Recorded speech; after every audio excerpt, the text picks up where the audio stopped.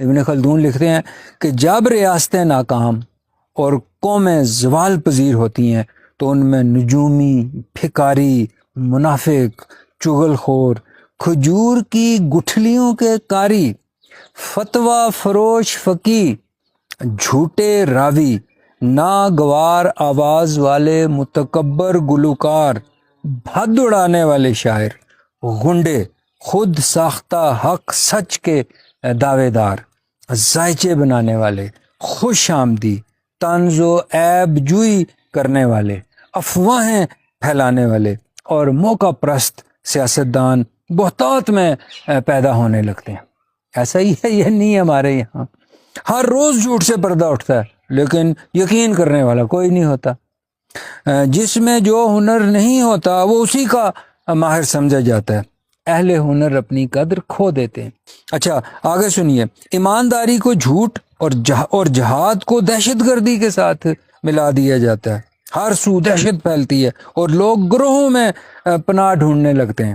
دوست دشمن اور دشمن دوست میں بدل جاتا ہے۔ باطل کی آواز بلند ہوتی ہے اور حق کی آواز دب جاتی ہے۔ بانجھ بحثیں طول پکڑتی ہیں۔ دیکھیں ذرا دائیں بائیں، ذرا غور سے دیکھیں، یعنی کوئی اتنی نان سینس قسم کی چیزوں کے اندر یہ قوم ہماری الجھی ہوئی ہے، جو اصل جو ان کے ایشوز ہیں ان کے اوپر کسی کی کوئی دور دور تک دھیان ہی نہیں ہے۔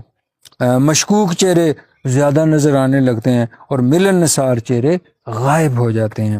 حوصلہ افزا خواب نایاب ہو جاتے ہیں اور امیدیں دم توڑنے لگتی ہیں۔ عقل مند کی بیگانگی بڑھنے لگتی ہے۔ لوگوں کی ذاتی شناخت ختم ہو جاتی ہے اور جماعت، گروہ یا فرقہ ان کی پہچان بن جاتے ہیں۔ بازار میں ہنگامہ برپا ہوتا ہے اور وابستگی کی بولیاں لگتی ہیں۔